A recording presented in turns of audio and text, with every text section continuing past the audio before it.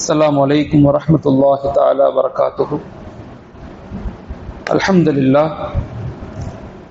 لله كفى والصلاة والسلام على سيدنا المصطفى ما بعد. فقد قال الله تعالى في القرآن العظيم: أعوذ بالله من الشيطان الرجيم. بسم الله الرحمن الرحيم. إن الله لا يغير ما بقوم حتى يغيروا ما بأنفسهم. صدق الله العليم. وقال رسول الله صلى الله عليه وسلم: إنما الأعمال بالنيات وإنما لكل امرئ ما نوى. புகழ் அனைத்தும் ஏக இறைவன் அல்லாஹ் ஒருவனுக்கே உரித்தாகட்டும்.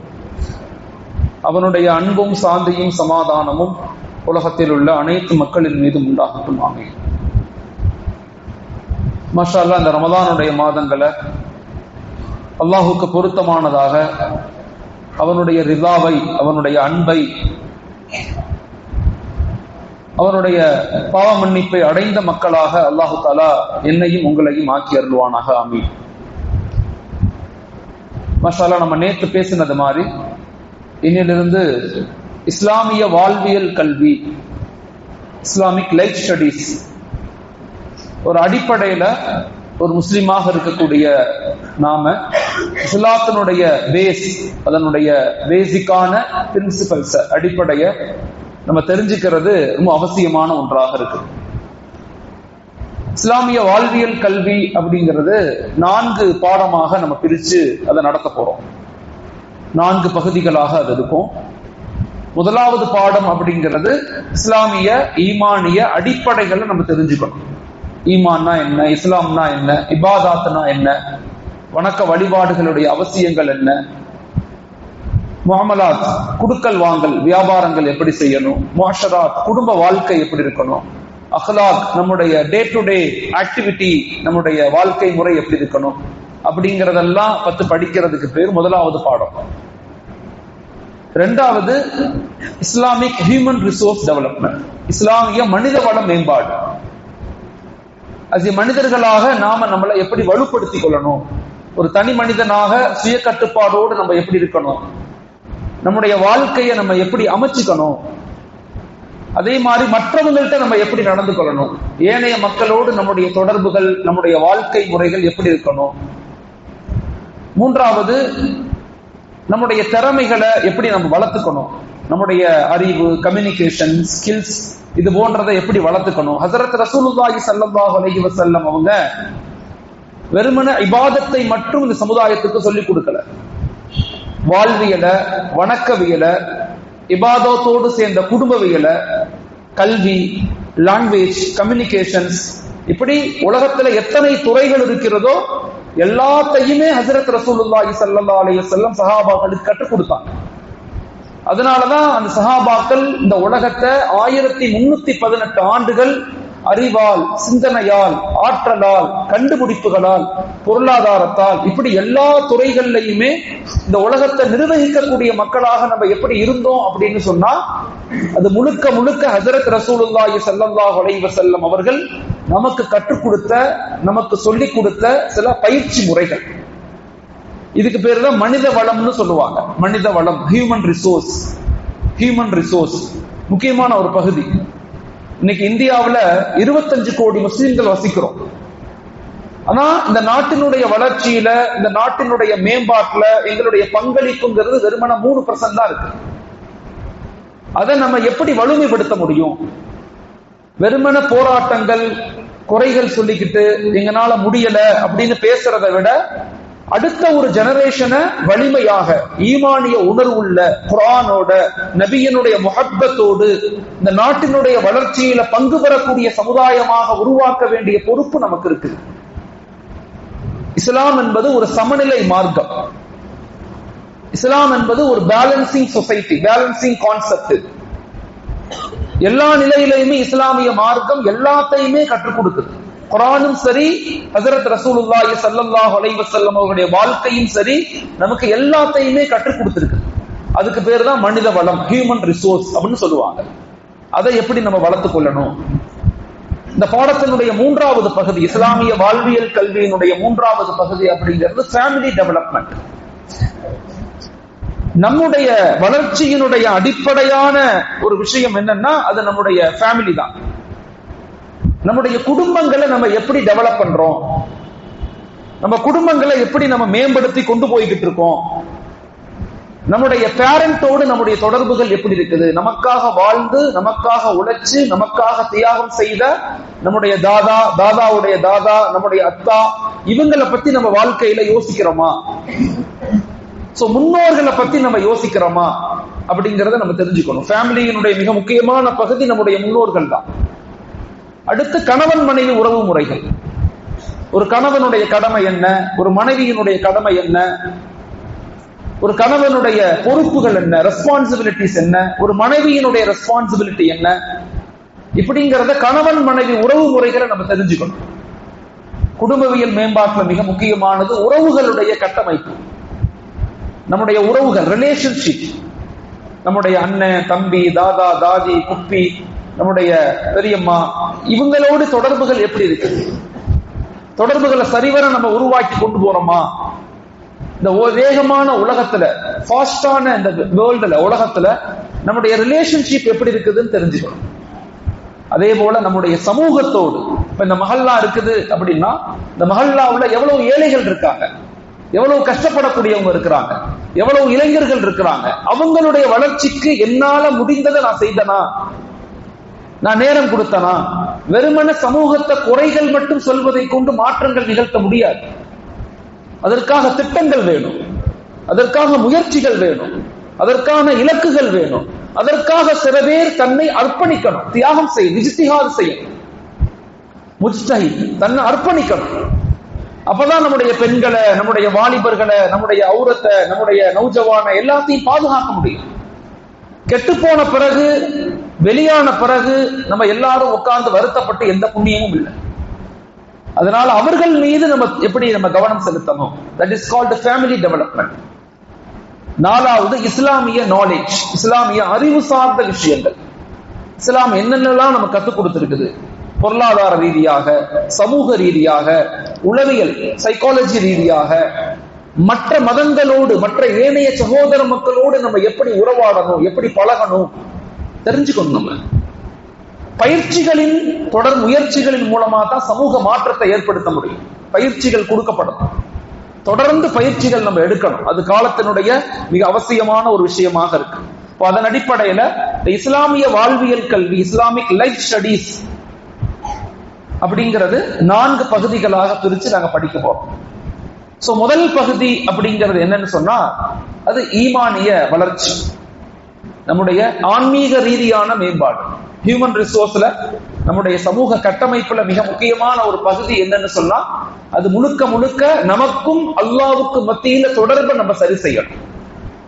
நான் முன்னாடியே சொல்லியிருக்கேன், ஒரு மரம் இருக்குன்னா அந்த மரத்தினுடைய வேறு, அதனுடைய ரூட், அதனுடைய அந்த மரத்தினுடைய வேறு ஜடு சரியா இருந்தாதான் அதனுடைய ஸ்டெம், தண்டு ஸ்ட்ராங்கா இருக்கும். ஒரு மரத்தினுடைய ஜடு, அதனுடைய ரூட் சரியா இருந்தா, வலுவா இருந்தாதான் அதனுடைய பிரான்சஸ், கிளைகள் ஸ்ட்ராங்கா இருக்கும். ஒரு மரத்தினுடைய ரூட், அதனுடைய ஜடு சரி வலுவாக இருந்தாதான் அந்த மரத்திலிருந்து வரக்கூடிய கனிகளும் பழங்களும் இனிப்பானதாக இருக்கும். ஆனா ஜடு நம்ம கண்ணுக்கு தெரியுமா, அந்த ரூட் நம்ம கண்ணுக்கு தெரியுமானா கண்ணுக்கு தெரியாது. ஈமானிய வலு இல்லாம, அல்லாஹுடைய தொடர்பு இல்லாம, குர்ஆனுடைய முத்தஅல்லகாத் இல்லாம, நபியினுடைய முஹப்பத் இல்லாம இந்த உலகத்துல எதையுமே நம்மளால சாதிக்க முடியாது. நான் இளைஞர்களுக்கு சொல்லிக் கொள்றேன், இந்த காலத்துல டெக்னாலஜி வளர்ந்துருச்சு, சோசியல் மீடியா வளர்ந்துருச்சு, என்டர்டைன்மெண்ட் வளர்ந்துருச்சு, உங்களுக்கு நிறைய ஆப்ஷன் வந்துருச்சு, படிக்கிறதுக்கு, தேர்றதுக்கு, பார்க்கறதுக்கு நிறைய ஆப்ஷன் வந்துருச்சு. ஆனா உலகத்துல நீங்க சாதிக்கணும், ஒரு வலிமையான சமூகமாக நீங்க மாறணும், ஒரு வலிமையான இடத்துக்கு நீங்க வரணும்னா உங்களுக்கும் அல்லாஹ்வுக்கும் மத்தியில கனெக்ஷன் சரியாக இருக்கணும். இந்த டைரக்ட் கம்யூனிகேஷன் வித் அல்லாஹ், அல்லாஹுடைய தொடர்பு சரியாக இருந்தாதான் இந்த உலகத்தினுடைய பிரச்சனைகளை, ஃபித்னாக்களை, குழப்பங்களை, இங்க நடக்கக்கூடிய அரசியல் சூழல்களை எதிர்த்து நிற்கக்கூடிய ஆற்றல் நமக்கு கிடைக்கும். அப்படி இல்லைன்னா ஒன்று இந்த உலகத்தினுடைய இன்பங்கள்ல மூழ்கிடுவோம், அல்லது இந்த உலகத்தினுடைய அதிகாரங்கள், இந்த உலகத்துல அதிகாரமா இருக்காங்க, அந்த அரசியல் அதிகாரங்கள், அதுல அடிமைகளாக மாற்றப்பட்டுருவோம். அப்படி ஆயிடக்கூடாது. நீங்க ஒருபோதும் நீங்க அப்படி ஆயிடக்கூடாது. இளைஞர்கள், நீங்க ஒரு வலிமையான ஸ்ட்ரென்தனான கம்யூனிட்டியாக மாறணும்னா you have to more focus on your ஈமான். உங்களுடைய ஈமானின் மீது கவனம் செலுத்துங்க. So what is the ஈமான்? ஈமான்னா என்ன? அந்த ஈமானை எப்படி நம்ம வலிமைப்படுத்துறது அப்படிங்கறதுதான் முதல் பாடம். ஈமான் அப்படிங்கிறது இஸ்லாத்தினுடைய பேசிக் அடிப்படை 5 விஷயங்கள் மீது கட்டமைக்கப்பட்டிருக்கு. ஒன்று ஈமானியாத், இபாதாத், முஅமலாத், முஅஷராத், அஹ்லாக். இந்த 5 விஷயங்கள் மீதா இஸ்லாமிய அடிப்படைகள் கட்டமைக்கப்பட்டிருக்கு. இந்த 5 விஷயங்கள் மீதா கட்டமைக்கப்பட்டிருக்கு. எல்லா நபிமார்களும் இந்த உலகத்துக்கு எதுக்கு வந்தாங்க? எல்லா நபிமார்களும் உலகத்துக்கு என்ன சொன்னாங்க? அல்லாஹு தஆலா இந்த உலகத்துக்கு ஏன் இவ்வளவு ப்ராஃபட்ஸ், கிட்டத்தட்ட 1,24,000 ப்ராஃபட்ஸ் உலகத்துக்கு வந்தாங்கன்னு படிக்கிறோம். இத்தனை பேர் எதுக்கு வந்தாங்க? என்ன சொன்னாங்க? உலகத்துக்கு என்ன சொன்னாங்க?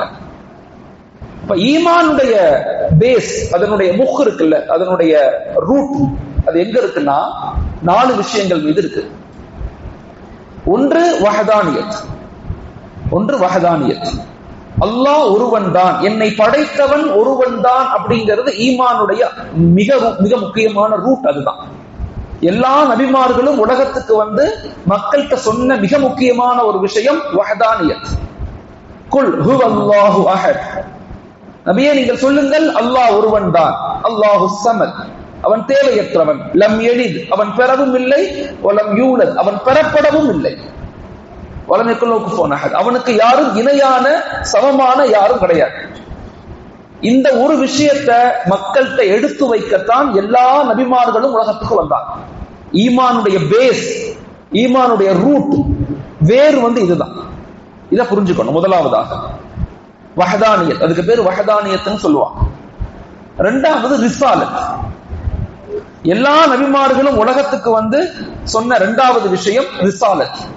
இந்த உலகத்துல மனித சமுதாயம் எப்படி வாழணும் அப்படிங்கிறதுக்கு அல்லாஹ் சில கைடன்ஸ் கொடுத்திருந்தான். கைடன்ஸ், தட் இஸ் கால்ட் ரிசாலத். வேதங்களை கொடுத்திருந்தான். வேதம் ரிசாலத்னு சொல்லுவாங்க, வேதங்கள்.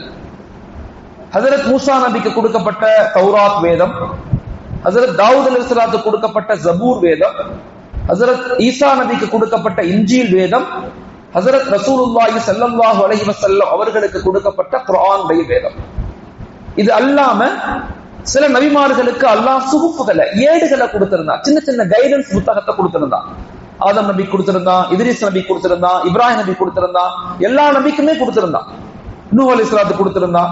அந்தந்த காலங்கள்ல மனித சமுதாயம் எப்படி வாழணும், எப்படி நடக்கணும், எப்படி பேசணும், எப்படி சிரிக்கணும், எப்படி கல்யாணம் முடிக்கணும், எப்படி வியாபாரம் செய்யணும், எல்லாத்தையுமே கற்றுக் கொடுத்திருந்தான்.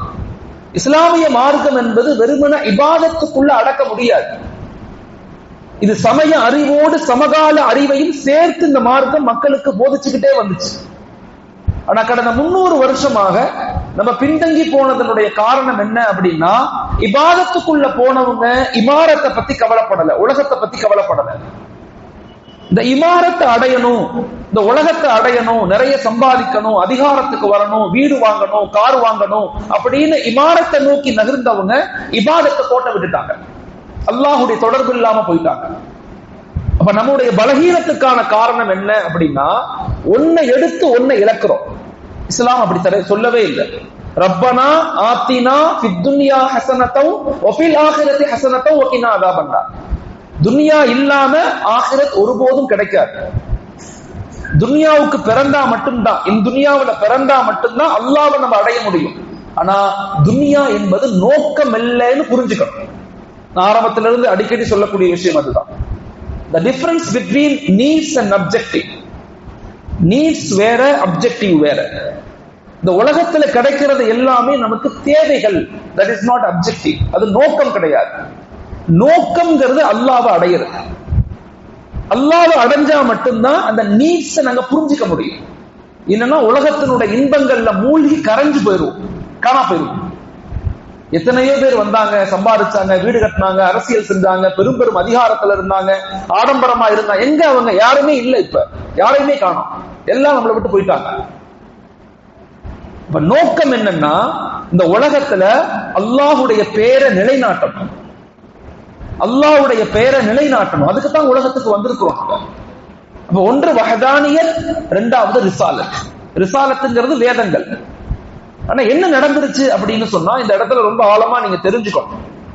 வேதங்கள் 4ஆக சொல்லப்படுது, 4 வேதங்கள். ஓகே, தௌராத், ஜபூர், இன்ஜீல். ஆனா இந்த 3 வேதங்களுடைய தன்மைகள் என்னாச்சு இன்னைக்கு அப்படின்னா, அதனுடைய பியூரிட்டி கெட்டு போச்சு. அதனுடைய உண்மை தன்மை, அதனுடைய பரிசுத்தம் காணா போச்சு.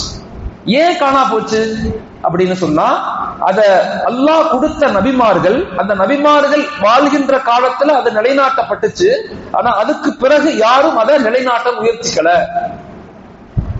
ஆழமா புரிஞ்சுக்கணும். நம்ம ஏன் குர்ஆனை பாதுகாக்கணும், நாம ஏன் குர்ஆனை விளங்கணும், நாம ஏன் நம்முடைய குழந்தைகளுக்கு குர்ஆனை சொல்லி கொடுக்கணும் அப்படின்னா, வேதம் இல்லைன்னா சமூகம் அழிஞ்சு போயிடும், ஹிதாயத் மறுக்கப்பட்டுரும். முக்கியமான ஒரு விஷயம். வேதத்தை நம்ம பிடிக்கல, வேதத்தை நம்ம இறுக்கி பிடிக்கலன்னு சொன்னா இதுக்கு பெரிய வரலாற்று நிகழ்வு இருக்கு, நான் பின்னாடி சொல்லுவேன். வேதத்தை நம்ம கைவிட்டுட்டோம், நமக்கு கொடுக்கப்பட்ட வேதத்தை விட்டு நம்ம தூரம் ஆயிட்டோம்னு சொன்னா சமூகம் சீக்கிரமே காண போயிடும், அழிஞ்சு போயிடும். அதுபோலதான் தௌராத் கொடுக்கப்பட்ட அந்த மக்கள், தௌராத் கொடுக்கப்பட்டு கிட்டத்தட்ட 500 வருஷம் கழிச்சுதான் தொகுக்கப்பட்டுச்சு. தௌராத் எவ்வளவு பெருசுன்னா, இந்த ரூமை விட, இந்த பள்ளிவாசலை விட பெரிய அளவுல ரூம் இருக்கும். நான் துருக்கி போகும்போது நான் பார்த்திருக்கிறேன். கிட்டத்தட்ட தௌராத் 1000 ஜுசுக்களை கொண்டது. ஒவ்வொரு ஜுசுக்குள்ளேயும் 1000 சூரா இருக்கும், ஒவ்வொரு சூறாக்குள்ளேயும் 1000 ஆயத்துகள் இருக்கும். இப்படி குர்ஆன் 30 ஜுசுவா இருக்குதோ, தௌராத் அவ்வளவு பெருசு. அது எப்படி வச்சிருப்பாங்கன்னா, ஒரு புத்தகமா வச்சிருக்க மாட்டாங்க. தௌராத்தை ரோல் பண்ணி உருண்டையா உருட்டி அந்த ரூம் ஃபுல்லா வச்சிருப்பாங்க. உலகத்துல உள்ள எல்லாத்த பத்தியும் பேசப்பட்ட ஒரு கிதாப் தௌராத் தான். எல்லாத்த பத்தியும் பேசியிருக்குது அது. இப்ப இன்னைக்கு ஹாலிவுட் சில படங்கள் எடுக்கிறாங்கல்ல, பெரிய பெரிய ஹாலிவுட் படங்கள்லாம், இந்த படங்கள்லாம் எதை பேஸ் பண்ணி எடுப்பாங்கன்னா தௌராத்தை பேஸ் பண்ணி தான் எடுப்பாங்க.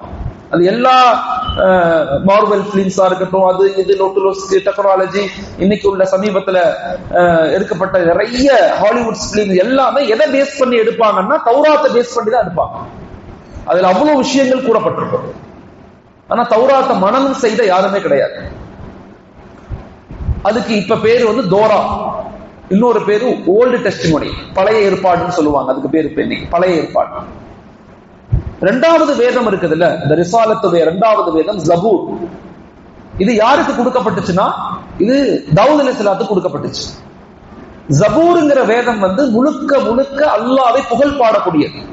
சூரத்துல் ஃபாத்திஹா இருக்குல்ல, அது மாதிரிதான் எல்லாமே இருக்கும். அல்லாஹ்வை புகழ் பாடக்கூடியதுதான் ஜபூர். ஆனா அந்த ஜபூருங்கிற வேதம் ஒன்றிணைக்கப்படவே இல்லை. ஹஜ்ரத் தாவூத் அலைஹிஸ்ஸலாத்துக்கு பிறகு அந்த மக்களை பின்பற்றி யகூதியின மக்கள் அதை கண்டுகொள்ளாம விட்டுட்டாங்க, அல்லது அதுல தன் சொந்த சிந்தனைகளை, சொந்த கவிதைகளை, சொந்த கருத்துக்களை எல்லாம் உள்ள கொண்டு வந்துட்டாங்க. தன்னுடைய புனித தன்மையை அதை இழந்துருச்சு ஜபூர். அதுக்கு பேர் சங்கீதம்னு பேரு. இன்னைக்கு பைபிள்ல ஒரு பகுதியாக சங்கீதம்னு வச்சிருப்பாங்க. PSALAM, அதுக்கு பேர் ஸ்லம் அப்படின்னு சொல்லுவாங்க. சங்கீதம் வச்சிருக்காங்க. தாவீது பாடினார், தாவீது ஆடினார்னு சொல்லி அதுல பேசுவாங்க. 3வது வேதம் இருக்குதே, அது இன்ஜீல், ஈசா நபிக்கு கொடுக்கப்பட்ட வேதம். இன்ஜீல் ஹஜ்ரத் ஈசா அலைஹிஸ்ஸலாம் வானுலகத்துக்கு உயர்த்தப்பட்டு 200 வருஷம் கழிச்சு பவுல் அப்படிங்கிறவரால் தொகுக்கப்பட்டதுதான் இன்ஜீல். இப்ப சொல்லப்படக்கூடிய நியூ டெஸ்டிமோனி, புதிய ஏற்பாடு. அதுக்கு பேர் புதிய ஏற்பாடுன்னு சொல்லுவாங்க, நியூ டெஸ்டிமோனி. அதுல பல வெர்ஷன்ஸ் இருக்குது. இப்ப சமீபத்துல நான் ஒரு ஆய்வை படிக்கும் போது நான் பார்த்தேன், பர்னபாஸ் அப்படின்னு ஒருத்தவர் இருந்தார். இந்த பர்னபாஸ் யாருன்னா, ஹஜ்ரத் ஈசா அலைஹிஸ்ஸலாத்தினுடைய நண்பர்களோடு சேர்ந்திருந்த ஒரு நபர். பர்னபாஸ் அவர் தொகுத்த ஒரு பைபிள் இருக்கு. பைபிள்ல இருந்து சில பகுதிகளை எடுத்து அவர் தொகுத்திருக்கிறார்.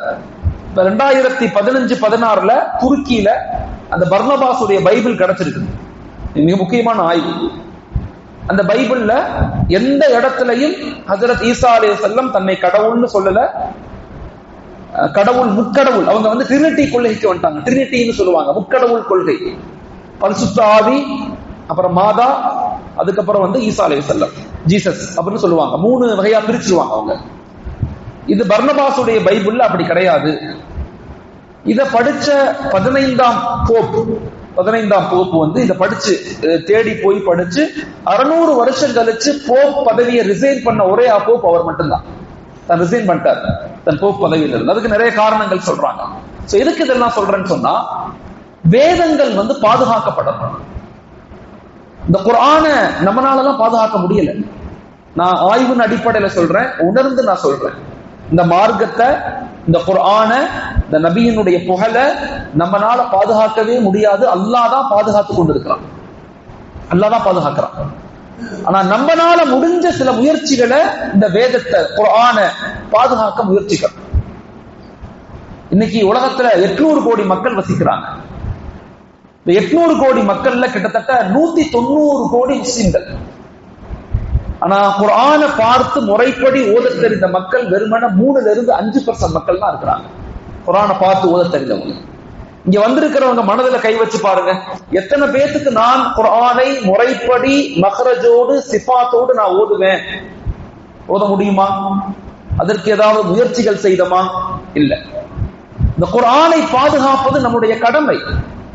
இந்த மார்க்கத்தினுடைய 2வது மிக முக்கியமான ஒரு ரூட், மிகப்பெரிய ஒரு மூலக்கூறு என்னன்னா குர்ஆன் தான். அந்த குர்ஆனை பாதுகாக்க வேண்டிய பொறுப்பு நமக்கு இருக்கு. அப்ப 1வது வஹதானியத், 2வது ரிசாலத், 3வது ஷரியத். இந்த மார்க்கத்துல இந்த ஈமானிய கட்டமைப்பினுடைய 3வது பகுதி என்னன்னா ஷரியத், மார்க்கம். எல்லா சமுதாயத்துக்கும் அல்லாஹு தஆலா என்ன செஞ்சான்? ஒரு சமுதாயத்துக்கும் ரிசாலத், வேதத்தையும் கொடுத்தான். அதே போல என்ன செஞ்சான்? எல்லாத்துக்குமே லிகுல்லி ஜஅல்னா மின்கும் ஷிர்அத்தன் வ மின்ஹாஜா, அல்லாஹ் குர்ஆன்ல சொல்றான். லிகுல்லி ஜஅல்னா மின்கும் ஷிர்அத்தன் வ மின்ஹாஜா, ஒவ்வொரு காலகட்டத்திலையும் ஒரு ஷரியத்தையும் ஒரு மன்ஹஜையும் நான் கொடுத்தேன் அப்படின்னு சொல்றான். மூசா நபிக்கு கொடுத்தான், ஈசா நபிக்கு கொடுத்தான், தாவூத் அலைஹிஸ்ஸலாத்துக்கு கொடுத்தான், சுலைமான் நபிக்கு கொடுத்தான். எல்லா நபிமார்களுக்குமே வேதம் கொடுத்ததிலிருந்து அந்த வரக்கூடிய நபிமா எல்லாத்துக்குமே ஒரு ஷிராத்னா ஒரு ஷரியத்தை கொடுத்தான், ஒரு வாழ்க்கை முறையை கொடுத்தான், ஒரு மன்ஹஜ், ஒரு மெத்தடாலஜி, எப்படி வாழணும், எப்படி பேசணும், எப்படி சிரிக்கணும், எப்படி கல்யாணம் முடிக்கணும், எப்படி குழந்தைகளை பெற்றுக்கணும், எல்லாத்தையும் கொடுத்தான். ஆனா அந்தந்த மக்கள் அந்த ஷரியத்தை விட்டு தூரமாயிட்டாங்க. அந்த ஷரியத்தை பின்பற்றல, அந்த ஷரியத்தை பாதுகாக்கல.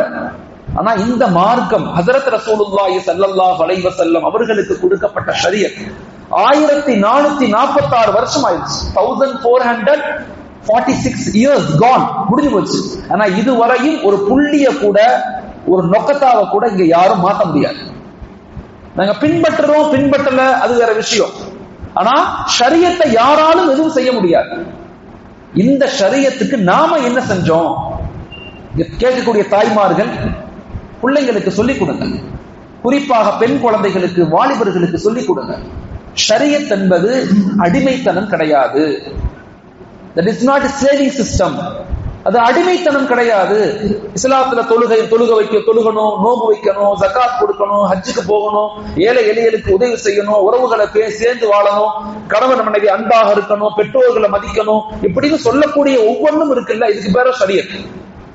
இந்த ஷரியத் அடிமைத்தனம் கிடையாது. இந்த ஷரியத் என்பது கட்டுப்படுதல். That is called obeying system. Obeying. நாம நம்மளை கட்டுப்படுத்தணும். நான் அடிக்கடி முன்னாடியும் போன வருஷமும் நான் சொல்லியிருக்கேன், இந்த பாடம் நடத்திருக்கிறேன். ஒரு கார் எப்ப வேகமா போகும்னா, அந்த கார்ல எப்ப பிரேக் சரியா இருக்குதோ அப்பதான் அந்த காரை வேகமா ஓட்டுவோம். ஓகே, ஒரு கார்ல ஒரு BMW கார் இருக்கு, BMW கார் 300 கிலோமீட்டர் ஸ்பீட்ல போகும். ஆனா அந்த கார்ல பிரேக் வேலை செய்யாதுன்னா யாரும் ஏற மாட்டாங்க, யாரும் போக மாட்டாங்க. அதே அந்த கார்ல பிரேக் சரியாக இருந்தா அந்த காரை 300 கிலோமீட்டர் வேகத்துல ஓட்ட முடியும். அப்ப அந்த கார்ல இருக்கக்கூடிய பிரேக் இருக்குல்ல, அந்த பிரேக் என்பது அடிமைத்தனம் கிடையாது. அந்த பிரேக் தான் கண்ட்ரோலிங் சிஸ்டம். அதுதான் அந்த கார் இவ்வளவு வேகமா போறதுக்கு காரணம். இஸ்லாமிய மார்க்கத்தில் சொல்லப்படக்கூடிய ஒவ்வொன்றும், தொழுகிறது, நிக்கா போடுறது, புர்கா போடுறது, ஆண்கள் தொப்பி வைக்கிறது, ஆண்கள் தாடி வைக்கிறது, பெரிய உடைகள் உடுத்துறது, மக்கள்கிட்ட அன்பாக பேசுறது, ஏழைகளுக்கு உதவி செய்யறது, நேர்மையாக இருக்கிறது, வட்டி வாங்காம இருக்கிறது, இப்படி எல்லாம் சொல்லப்படுவதனுடைய காரணம் மனிதர்களை கஷ்டப்படுத்த அல்ல, மனிதர்களை நிம்மதியாக வாழச் செய்ய. இத ஒவ்வொரு தாயும் ஒவ்வொரு தந்தையும் தன் குழந்தைகளுக்கு சொல்லிக் கொடுக்கணும். What is Islam?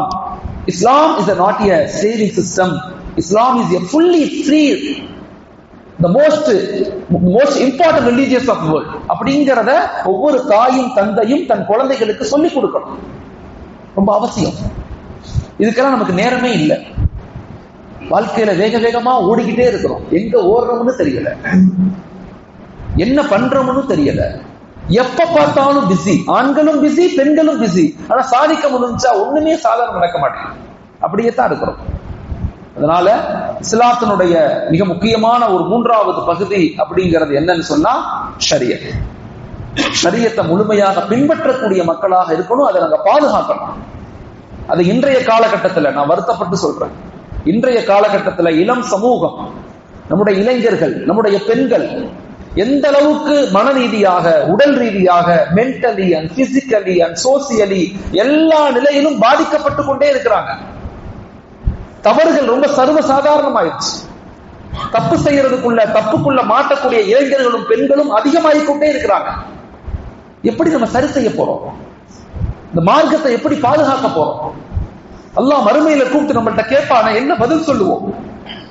நம்மளால என்ன முடிஞ்சதை செய்யணுமா இல்லையா அப்படிங்கிற அந்த மார்க்கத்தினுடைய மூன்றாவது மிக முக்கியமான பகுதி தான் ஷரியத். நாலாவது, இந்த மார்க்கத்தினுடைய பேஸ், அடிப்படை என்னன்னா ஆகிரத். இந்த உலக வாழ்க்கை நிரந்தரம் கிடையாது, மறுமைதான் நிரந்தரம். வத்தகு யௌமன் துர்ஜஊன ஃபீஹி இலல்லாஹ். ஒரு நாள் வரும், அந்த நாள் நம்ம எல்லாரும் மௌத்தா போவோம். மௌத்தான பிறகு அல்லாஹ் நம்மளை கூப்பிடுவான். துர்ஜஊன ஃபீஹி இலல்லாஹ், நம்ம எல்லாரும் அல்லாஹ்வின் பக்கம் மீளணும், அவன் நம்மளை கேள்வி கேட்பான். அப்படிங்கிற வாழ்க்கை முறையினுடைய நான்காவது பகுதி தான் இஸ்லாத்தினுடைய மிக முக்கியமான பகுதி. இப்ப 4 முக்கியமான விஷயங்களை கொண்டுதான் அந்த மார்க்கம் கட்டமைக்கப்பட்டிருக்கு. யாராவது உங்கள்கிட்ட வாட் இஸ் இஸ்லாம் அப்படின்னு இளைஞர்கள்ட்ட கேட்கறாங்க. ஸ்கூலுக்கு போறீங்க, காலேஜுக்கு போறீங்க, யூனிவர்சிட்டியில படிக்கிறீங்க. அப்ப கேட்பாங்க, உங்க மார்க்கத்தை பத்தி எனக்கு சொல்லு, வாட் இஸ் இஸ்லாம் அப்படின்னு யாராவது கூட படிக்கிறவங்க கேட்கலாம். உங்க டீச்சர்ஸ் கேட்கலாம், உங்க ப்ரொஃபசர் கேட்கலாம். சொல்லணும். நான் இன்னைக்கு ஒரு டாக்குமெண்ட் பார்த்தேன். அயர்லாந்துல இருந்து ஒரு பிரிஸ்ட், ஒரு ஃபாதர் இஸ்லாத்துக்கு ரிவர்ட் ஆயிருக்காரு. இஸ்லாத்துக்கு ரிவர்ட். நான் எப்படி ரிவர்ட் ஆனேங்கிறத அவர் எக்ஸ்பிளைன் பண்றார், சொல்றார். நான் எப்படி ரிவர்ட் ஆனேன், ஒரு ஃபாதரா இருந்து 13 வருஷம் பைபிள் காலேஜ்ல படிச்சு, அதை ஃபுல்லா தெரிஞ்சு, ரிலீஜியஸ் படிச்சு, அதுக்கப்புறம் ஒரு சர்ச்சில், பெரிய கத்தோலிக் சர்ச்சில் ஃபாதரா இருந்து, நான் அதுக்கப்புறம் எப்படி அங்கிருந்து நான் வெளியாகி நான் இஸ்லாமிய மார்க்கத்தை ஏற்றுக்கொண்டேன். எங்க ஏற்றுக்கொண்டேன் அப்படின்னு சொல்றாரு. சொல்றாரு, நான் எப்ப ஏற்றுக்கொண்டேன்னா, எனக்கு இஸ்லாம் நண்பர்கள்லாம் எனக்கு யாரும் இல்லை, நான் குர்ஆனை படிச்சது இல்லை. ஒரு தடவை நான் எஜிப்துக்கு ஹாலிடேக்கு டூருக்கு போனேன், எஜிப்து போனேன். அப்ப ஒரு கடையில ஒரு சின்ன மாணவன், ஒரு 15 வயசு மாணவன் கடையில உட்கார்ந்து வியாபாரம் செய்யறார். இந்த பையன் பனானா விற்கிறார், வாழைப்பழம் விற்கிறார். நான் பக்கத்துல போனோடனே அந்த 15 வயது மாணவன், அஸ்ஸலாமு அலைக்கும் யா ஹபீபி யா அஹி அப்படின்னு என்னை கூப்பிடுறார். அஸ்ஸலாமு அலைக்கும் அப்படின்னு சொல்றாரு. உங்க மீது இறைவனுடைய சாந்தியும் சமாதானம் உண்டாகட்டும் கூப்பிடுறார். கூப்பிட்டோன்னே அந்த மாணவன் என்கிட்ட பேசுறாரு, பழங்களை விற்கிறாரு. அப்ப நான் கேட்டேன், வாட் இஸ் யுவர் நேம்னு கேட்டேன். உன் பேர் என்ன? என் பேரு முஹம்மது சம்திங் சாதிக் ஏதோ பேர் சொன்னார். முஹம்மது சாதிக் ஏதோ பேர் சொன்னார். நீ அழகா சொல்றியே அஸ்ஸலாமு அலைக்கும், இதுக்கு என்ன அர்த்தம்னு கேட்டேன். அந்த பையன் அழகா எனக்கு சொன்னார். சொல்லிட்டு நான் திரும்பி கேட்டேன், வாட் இஸ் இஸ்லாம்னு கேட்டேன். வாட் இஸ் இஸ்லாம்? அழகா சொன்னார், பீஸ் இஸ் இஸ்லாம்னு சொன்னார். அமைதி, சாந்தம், நிம்மதி, இதுதான் இஸ்லாமிய மார்க்கம். இந்த மாணவனுடைய வார்த்தை என் உள்ளத்துல பட்டுருச்சு. இஸ்லாத்தை பத்தி அந்த 15 வயது மாணவன் அழகான எக்ஸ்பிளைன் பண்றாரு எனக்கு. இஸ்லாம்னா என்ன, மார்க்கம்னா என்ன, குர்ஆன்னா என்ன, நபினா என்ன, அழகா சொல்றாரு. இந்த 15 வயது மாணவனுடைய அந்த வார்த்தை என் உள்ளத்துல மாற்றத்தை ஏற்படுத்துச்சு. அதுக்கப்புறம் நான் தேட ஆரம்பிச்சேன், இஸ்லாத்தை பத்தி படிக்க ஆரம்பிச்சேன். வித்தின் 1 மந்த்ல நான் இஸ்லாத்து மார்க்கத்தை ஏற்றுக்கொண்டேன்னு சொல்றாரு. எங்களுடைய மாணவர்கள்ட்ட, எங்களுடைய வாலிபர்கள்ட்ட வாட் இஸ் இஸ்லாம் அப்படின்னு கேட்டா எக்ஸ்பிளைன் பண்ண முடியுமா? யோசிச்சு பாருங்க. நீங்க எத்தனை இளைஞர்கள் உட்கார்ந்து இருக்கிறீங்க, எத்தனை நாள் தொழுகிறோம், எத்தனை நோன்பு வச்சுட்டோம், எத்தனை ஆண்டுகள் இஸ்லாத்திலே இருக்கிறோம். யாராவது ஒருத்தவங்க வாட் இஸ் இஸ்லாம், இஸ்லாம் என்றால் என்ன அப்படின்னு கேட்டா நம்மளால சொல்ல முடியுமா? எக்ஸ்பிளைன் பண்ண முடியுமா? இதனுடைய தாத்பரிகத்தை, இதனுடைய உண்மையை, இதனுடைய ஒண்ணு நம்ம எல்லாரும் புரிஞ்சுக்கணும். மனிதர்கள் ரொம்ப நல்லவங்க. நான் ஒரு காலேஜுக்கு போயிருந்தேன், ஆர்டிபி காலேஜ், கும்பகோணத்துல அந்த காலேஜ் இருக்கு. காலேஜில் கிட்டத்தட்ட நிறைய மாணவிகள், பெண்கள் காலேஜ் படிக்கிறாங்க. அந்த பெண்கள் காலேஜுக்கு டீச்சர்ஸா இருக்கிறவங்க, இஸ்லாமிக் காலேஜ் தான், ஆனா டீச்சர்ஸா இருக்கிறவங்க எல்லாம் நான் முஸ்லிம்ஸ், எல்லாரும் நான் முஸ்லிம்ஸ். கிட்டத்தட்ட ஒரு 100-120 பேர் ப்ரொஃபசர்ஸ் அவங்க எல்லாரும். அவங்களுக்கு ஒரு வகுப்பு நான் எடுக்கிறேன். ஏன்னா நீங்க இஸ்லாமிய குழந்தைகளுக்கு பாடம் எடுக்கிறீங்க, இஸ்லாமிய பெண்களுக்கு நீங்க வாத்தியா டீச்சர்ஸா இருக்கீங்க. சோ அந்த பெண்களை நீங்க அணுகும் போது you must know what is இஸ்லாம், நீங்க இஸ்லாம்னா என்னன்னு தெரிஞ்சுக்கணும் அப்படிங்கிறதுக்காக அந்த மேனேஜ்மெண்ட் ஒரு வகுப்பு ஏற்பாடு செஞ்சுச்சு. வாட் இஸ் இஸ்லாம்னு ஏற்பாடு செஞ்சுச்சு. அப்ப நான் எல்லாத்தையும் பேசினேன். What is இந்துசம், what is Buddhism, what is Christianity எல்லாம் சொல்லிட்டு வாட் இஸ் இஸ்லாம் அப்படிங்கறத நான் எக்ஸ்பிளைன் பண்றேன் அவங்கள்ட்ட. இந்த பெண்கள்லாம் நான் மஸ்ஜிதுன்னு சொல்றேன், அங்க இருக்கிற அனைத்து ப்ரொஃபஸரும் அழுதாங்க. எங்களுக்கு புரியல, இத்தனை நாள் இஸ்லாமிய மார்க்கம் இவ்வளவு சொல்லுதா, இவ்வளவு அழகான வாழ்க்கை முறையை சொல்லுதா, இவ்வளவு லைட்டிசத்தை பத்தி பேசுதா, எங்களுக்கு ஆச்சரியமாக இருக்குது. இதெல்லாம் நாங்க வாழ்க்கையில கேள்வியே படல, இதெல்லாம் நாங்க வாழ்க்கையில கேள்வியே படல அப்படின்னு எத்தனை பெண்கள், எல்லாம் ப்ரொஃபசர்ஸ், எல்லாம் டாக்டரேட் முடிச்சவங்க, கண்கள்ல இருந்து கண்ணீரா ஊத்துது. நான் இளைஞர்களுக்கு சொல்லிக் கொள்றேன், இந்த வகுப்பினுடைய முடிவுல at least what is Islam, Islam என்றால் என்னங்கிறதையாவது you have to explain to others. நீ மற்றவங்கள்ட்ட எக்ஸ்பிளைன் பண்ண பழகி கத்துக்கங்க. எவ்வளவு பயான்கள் கேட்கிறோம், எவ்வளவு பயான்கள் கேட்கிறோம். ஆனா யாராவது இஸ்லாமிய மார்க்கம் என்றால் என்ன, இஸ்லாமிய மார்க்கம் என்ன சொல்ல வருது அப்படின்னு யாராவது இளைஞர்கள்ட்ட, ஒரு பெண்ணிட்ட, ஒரு ஆணிட்ட, இல்ல இங்க இருக்கிற வயதான மக்கள்கிட்ட கேட்டா நம்மளால என்ன சொல்லுவோம்? நம்ம கத்துக்கணும். நம்ம கத்துக்கிட்டாதான் யாரை கொண்டு யாருக்கு ஹிதாயத் கிடைக்கும்னு தெரியாது, யாரை கொண்டு யாருக்கு நேர்வழி கிடைக்கும், ஹிதாயத் கிடைக்கும்னு தெரியாது. அதை கத்துக்கிறது நம்முடைய மனைவி மக்களுக்கு, நம்முடைய குழந்தைகளுக்கு, நம்ம அண்ணன் தம்பிக்காவது சொல்லணும். நம்ம மாற்று மக்களுக்கு, தொப்புள் கூடிய உறவுகளுக்கு சொல்றோமோ இல்லையோ, ஏனைய சகோதர மக்களுக்கு சொல்றோமோ இல்லையோ, நம்முடைய குடும்பங்களுக்காவது சொல்லணும் வாட் இஸ் இஸ்லாம். இப்ப இஸ்லாமிய மார்க்கம்ங்கிறது அடிப்படையில 5 விஷயங்களை கொண்டு கட்டமைக்கப்பட்டிருக்குது. ஒன்று ஈமானியத், நம்பிக்கை. 2வது இபாதத், வணக்க வழிபாடுகள். 3வது முஅமலாத், குடுக்கல் வாங்கல், வியாபாரங்கள். 4வது முஅஷராத், குடும்பவியல். 5வது அஹ்லாக், ஒழுக்கம் சம்பந்தப்பட்ட வாழ்வியல். அஹ்லாக், நற்குணங்களான வாழ்வியல். இந்த 5ஐயும் கொண்டு இஸ்லாமிய மார்க்கம் அமைக்கப்பட்டிருக்குது. 2வது பகுதி வாட் இஸ் ஈமான். ஈமான் என்றால் என்ன? ஈமான் என்பது நம்பிக்கை. இறைவன் என்ன பார்க்காட்டையும் நான் அல்லாஹ்வை பார்க்கிறேன். ஈமான் என்றால் என்ன? ஆமன்து பில்லாஹி, ஆமன்து பில்லாஹி வ மலாயிகத்திஹி வ குதுபிஹி வ ருசுலிஹி. இந்த அடிப்படையை நீங்க சொல்லணும், தெரிஞ்சுக்கணும். அப்படி தெரிஞ்சுக்கும் போதுதான் உங்களால வாட் இஸ் ஈமான்ங்கிறத புரிஞ்சுக்க முடியும், இல்லைன்னா புரிஞ்சுக்க முடியாது. ஈமான் எதன் அடிப்படையில கட்டமைக்கப்பட்டிருக்குது? 4 விஷயங்களை கொண்டு கட்டமைக்கப்பட்டிருக்குது. ஒன்று வஹதானியத், அல்லாஹ் ஒருவன் தான் அப்படிங்கிறத கட்டமைக்கப்பட்டிருக்கு. 2வது ரிசாலத், இந்த வேதங்கள் மீது கட்டமைக்கப்பட்டிருக்கு. 3வது ஷரியத், வாழ்வியல் கோட்பாடு. ஷரியத்துங்கிறது என்ன? அந்த வேதங்கள்ல என்ன சொல்லப்பட்டுச்சோ அதை எல்லா ப்ராஃபட்ஸும், எல்லா நபிமார்களும், எல்லா பயகம்பரும் உலகத்துல எப்படி வாழ்ந்துட்டு போனாங்களோ அதுக்கு பேர் ஷரியத். 4வது ஆகிரத், இந்த உலக வாழ்க்கை நிரந்தரம் கிடையாது.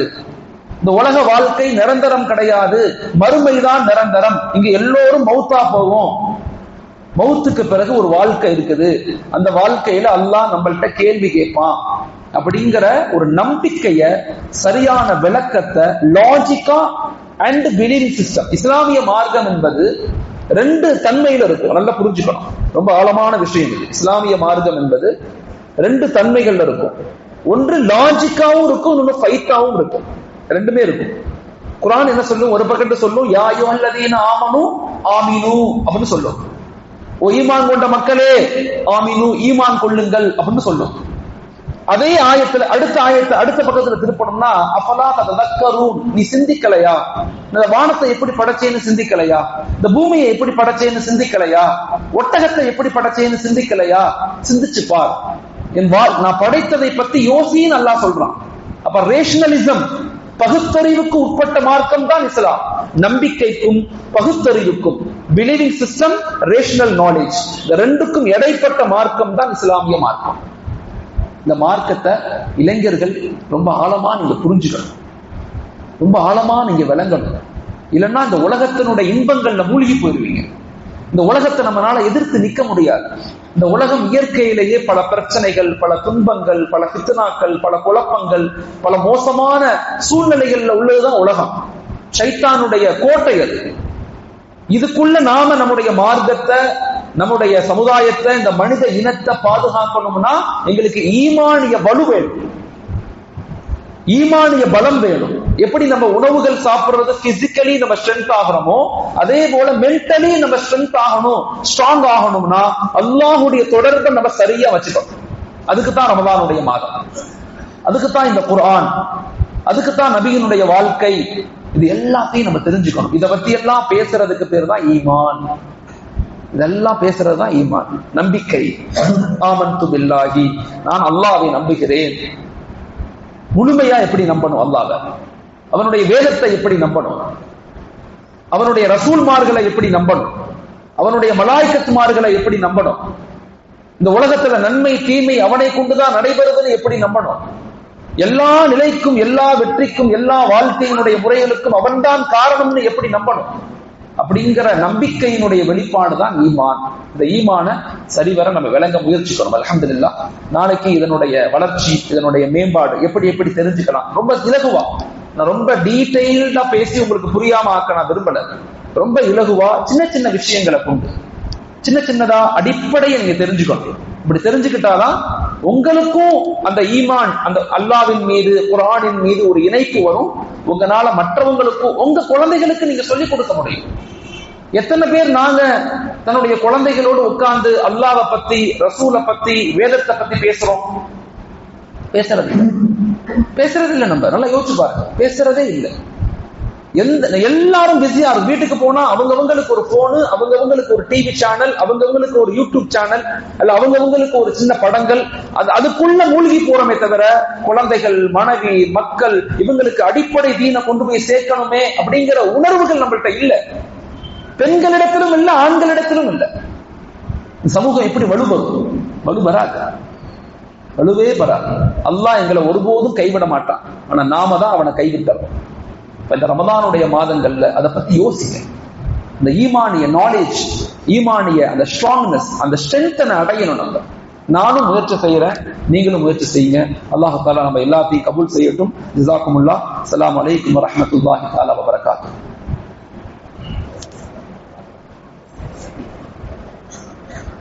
ஆமீன். பிஸ்மில்லாஹிர் ரஹ்மானிர் ரஹீம். அல்லாஹும்ம ஸல்லி அலா சய்யிதினா மௌலானா முஹம்மதின் وعلى آل سيدنا مولانا محمد وبارك وسلم عليه. ربنا ظلمنا أنفسنا وإن لم تغفر لنا وترحمنا لنكونن من الخاسرين. رب يسر ولا تعسر وتمم بالخير برحمتك يا أرحم الراحمين. اللهم إنا نسألك علما نافعا وعملا كاملا وقلبا منورا وتوفيقا إحسانا وتوبة نصوحا وصبرا جميلا وأجرا عظيما ولسانا ذاكرا وبدنا صابرا وتحت لواء نبيك وحبيبك وصفيك ومحمد صلى الله عليه وسلم يوم القيامة العائدين. ربنا آتنا ما وعدتنا على رسلك ولا تخزنا يوم القيامة إنك لا تخلف الميعاد. سبحان ربك رب العزة عما يصفون وسلام على المرسلين والحمد لله رب العالمين.